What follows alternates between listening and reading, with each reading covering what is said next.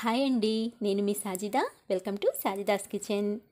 ఇవాళ మన special recipe వచ్చేసి రొయ్యల వేపుడు. రొయ్యల్ని మనం చాలా రకాలుగా ఫ్రై చేసుకోవచ్చండి. ఈరోజు నేను చూపించే ఈ ఫ్రై అయితే నేను ఎక్కువగా చేస్తూ ఉంటాను. మా ఇంట్లో అందరికీ చాలా ఇష్టం అండి. చాలా బాగుంటుంది. సో మీరు కూడా ఒకసారి ట్రై చేయండి. టేస్ట్ అయితే సూపర్గా ఉంటుంది. వీడియోని ఎండ్ వరకు చూసి రెసిపీ నచ్చినట్లయితే లైక్ చేయటం మర్చిపోవద్దు ఫ్రెండ్స్. ఇప్పుడైతే ఎలా తయారు చేసుకోవాలో లేట్ చేయకుండా చూసేద్దాం. ఫస్ట్ మనము రొయ్యల్ని తీసుకుందాము. నేను ఇక్కడ 1/2 kg రొయ్యల్ని తీసుకున్నానండి. రొయ్యల్ని ఇలా క్లీన్ చేసుకొని మనము రొయ్యల్ని క్లీన్ చేసేటప్పుడు పైన నల్లటి దారం లాంటిది కనిపిస్తుందండి.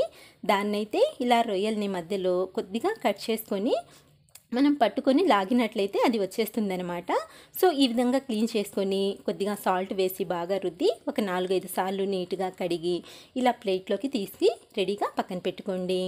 ఇప్పుడైతే స్టవ్ మీద ప్యాన్ పెట్టుకొని ఇందులోకి మనం క్లీన్ చేసి తీసుకున్న ఈ రొయ్యల్ని యాడ్ చేసుకొని ఇందులోకి 1/4 టీ స్పూన్ వరకు పసుపు, 1/4 టీ స్పూన్ వరకు సాల్ట్ని యాడ్ చేసుకోండి. నెక్స్ట్ వచ్చేసి ఒక మీడియం సైజు ఉల్లిపాయని ఇలా సన్నగా కట్ చేసుకొని వేసుకోండి.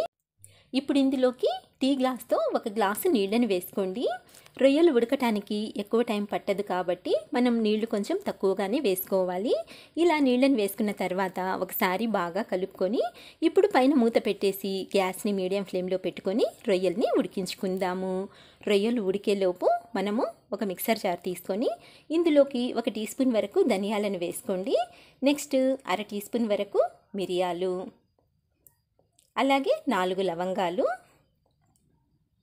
1 ఇంచు దాల్చిన చెక్క. నెక్స్ట్ వచ్చేసి ఇందులోకి అనాస పువ్వు ఉంటుంది కదండి. అనాస పువ్వు మొత్తం వేయకుండా ఇలా జస్ట్ ఒక 2 మొగ్గలు వేసుకోండి, సరిపోతుంది. ఇది కొంచెం ఘాటుగా ఉంటుంది కాబట్టి కొద్దిగా వేసుకోండి చాలు. ఇప్పుడు వీటిని మెత్తటి పౌడర్ లాగా గ్రైండ్ చేసి తీసుకుందాము. చూడండి, ఈ విధంగా గ్రైండ్ చేసుకున్న ఈ మసాలా పొడిని రెడీగా పక్కన పెట్టుకొని ఇప్పుడైతే మనము రొయ్యల్ని చెక్ చేసుకుందాము. చూడండి, ఇందులో వాటర్ అనేది ఇంకా ఉందండి. అంటే రొయ్యలు మనకు ఇంకా ఉడకలేదన్నమాట.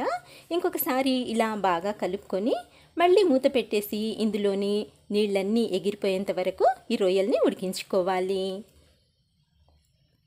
ఇక్కడ చూడండి, నీళ్ళన్నీ ఎగిరిపోయాయి. ఇలా నీళ్ళన్నీ ఎగిరిపోయేంత వరకు మనము రొయ్యల్ని ఉడికించుకొని ఇప్పుడైతే స్టవ్ మీద నుంచి పక్కకు తీసేసుకుందాము. వీటిని పక్కకు తీసుకొని వేరొక ప్యాన్ పెట్టుకొని ఇందులోకి 2 టేబుల్ స్పూన్ల వరకు ఆయిల్ని వేసి ఆయిల్ని బాగా వేడి చేసుకోవాలి. ఆయిల్ బాగా వేడైన తర్వాత ఇందులోకి మనం ఉడికించి పెట్టుకున్న రొయ్యల్ని యాడ్ చేసుకొని గ్యాస్ని మీడియం ఫ్లేమ్లో పెట్టుకొని వీటిని ఒక 2-3 నిమిషాల వరకు బాగా ఫ్రై చేసుకోవాలి. ఇలా ఫ్రై చేయడం వలన రొయ్యల్లో ఒకలాంటి స్మెల్ ఉంటుంది కదండి, అంటే నీసు వాసన లాంటిది ఉంటుంది కదండి, అది మొత్తం పోతుందన్నమాట. ఆ నీసు వాసన పోయి మంచి టేస్ట్ యాడ్ అవుతుంది. చూడండి, ఇక్కడ మనకు కలర్ కూడా లైట్గా చేంజ్ అయ్యింది. ఇప్పుడు ఇందులోకి మనము ఫ్రెష్ అల్లం వెల్లుల్లి పేస్ట్ని 1 టీ స్పూన్ వరకు యాడ్ చేసుకుందాము.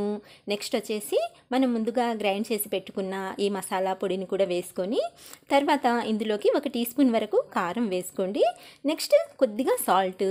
ఆల్రెడీ మనము రొయ్యలు ఉడికించినప్పుడు సాల్ట్ వేసాం కాబట్టి ఈ సాల్ట్ అనేది కొంచెం చూసి వేసుకోండి.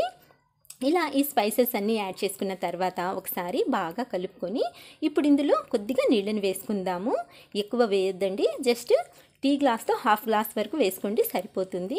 ఇలా నీళ్ళని పోసుకున్న తర్వాత ఇంకొకసారి బాగా కలుపుకొని గ్యాస్ని లో టు మీడియం ఫ్లేమ్లో పెట్టుకొని ఇది కాస్త దగ్గరికి వచ్చేంత వరకు బాగా ఫ్రై చేసుకోవాలి. ఇలాగే కలుపుకుంటూ ఫ్రై చేసుకోవాలన్నమాట. చూడండి, రొయ్యల వేపుడు మనకు దగ్గరకు వచ్చింది. ఇలా కాస్త దగ్గర పడిన తర్వాత ఇందులో ఉప్పు కారం సరిపోయిందో లేదో ఒకసారి చెక్ చేసుకొని ఒకవేళ తగ్గినట్లయితే ఇదే స్టేజ్లో యాడ్ చేసుకోండి, సరిపోతుంది. నాకైతే అన్నీ కరెక్ట్గా సరిపోయాయండి. ఇప్పుడు మనము మరో 2 నిమిషాల వరకు వీటిని ఫ్రై చేసుకుందాము. ఇక్కడ చూడండి, మరో 2 నిమిషాలు ఫ్రై చేసిన తర్వాత ఇవి కాస్త డ్రైగా అయ్యాయి. ఇప్పుడు ఇందులోకి సన్నగా కట్ చేసి పెట్టుకున్న కొద్దిగా కొత్తిమీరని యాడ్ చేసుకొని గ్యాస్ని లో ఫ్లేమ్లోకి టర్న్ చేసేసి జస్ట్ 1 నిమిషం వరకు ఫ్రై చేసుకుంటే సరిపోతుంది. ఇక్కడ చూడండి, ఇలా 1 నిమిషం ఫ్రై చేసుకుంటే మనకు ఈ విధంగా ఫ్రై అయితే రెడీ అయిపోతుంది. ఇప్పుడైతే స్టవ్ ఆఫ్ చేసేసి పక్కకు తీసి సర్వింగ్ ప్లేట్లోకి ట్రాన్స్ఫర్ చేసుకొని సర్వ్ చేసుకుంటే ఎంతో టేస్టీగా ఉండే రొయ్యల వేపుడైతే రెడీ అండి. సో తప్పకుండా ట్రై చేసి చూడండి. ఫ్రెండ్స్, చూశారు కదండి ఇవాల్టి రెసిపీ. నచ్చినట్లయితే లైక్ చేయండి, షేర్ చేయండి. అలాగే మంచి టేస్టీ రెసిపీస్ కోసం మన ఛానల్ని మర్చిపోకుండా సబ్స్క్రైబ్ చేసుకోండి. ఇంకొక మంచి వీడియోతో మంచి రెసిపీతో మళ్ళీ కలుస్తాను. అంతవరకు బాయ్ అండి. Thank you for watching.